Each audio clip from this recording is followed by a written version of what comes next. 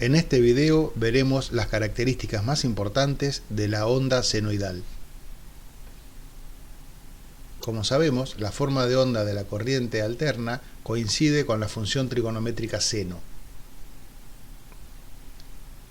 Hemos visto que una corriente continua mantiene su nivel de tensión constante a lo largo del tiempo. Justamente de ahí deriva su nombre. El valor de la tensión es una recta, es continuo a lo largo del tiempo. En el caso de la corriente alterna, esto no ocurre, porque los valores de tensión van modificándose continuamente a lo largo del tiempo. Pero esa modificación no es azarosa, sino que sigue la forma de la función trigonométrica seno.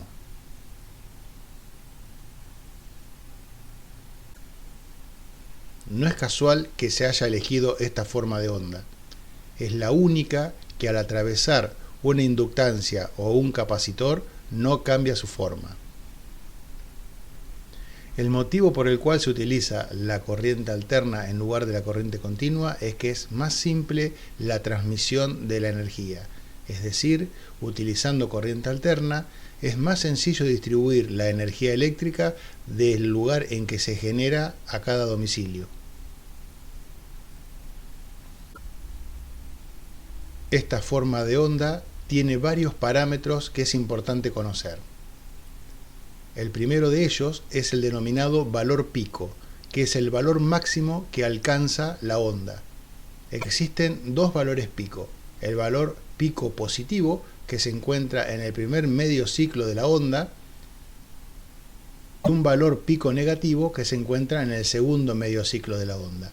Es decir, que por cada ciclo completo tenemos dos valores pico, uno positivo y uno negativo.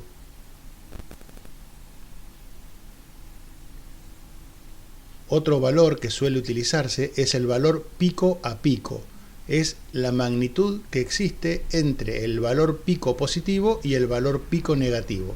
En una onda simétrica, que es lo habitual en el caso de la corriente alterna, el valor pico tiene la mitad del valor pico a pico. O lo que es lo mismo, el valor pico a pico tiene una magnitud que es el doble del valor pico. Otros dos parámetros importantes y que están relacionados entre sí son el período y la frecuencia. Se llama período al tiempo que necesita la onda para completar un ciclo completo. Como es un tiempo, el período se mide en segundos. Por otra parte, la frecuencia es la cantidad de veces que esta onda, que este ciclo, se repite en un segundo. Cuando mayor sea la cantidad de ciclos que tenemos en un segundo, mayor será la frecuencia. La frecuencia es igual a 1 dividido el período. Y el período es igual a 1 dividido la frecuencia. Las unidades utilizadas son para el período el segundo y para la frecuencia, como puede verse en la ecuación, la unidad es 1 dividido segundos. Esa unidad tiene un nombre y se llama Hertz. Uno de los valores más importantes que tiene una tensión alterna es su valor eficaz.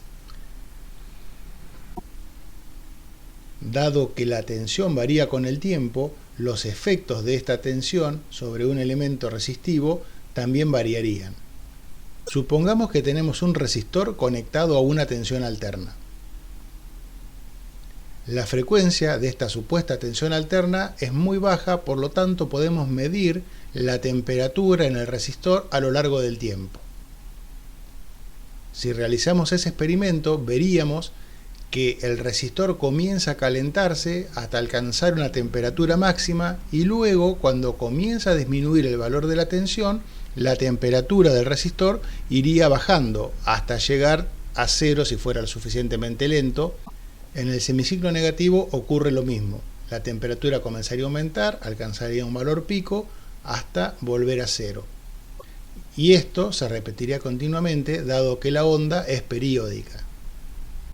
Ahora bien, cuando esto ocurre con mucha velocidad, el resistor no tiene tiempo de calentarse y enfriarse, sino que por la inercia térmica del mismo mantiene una temperatura constante.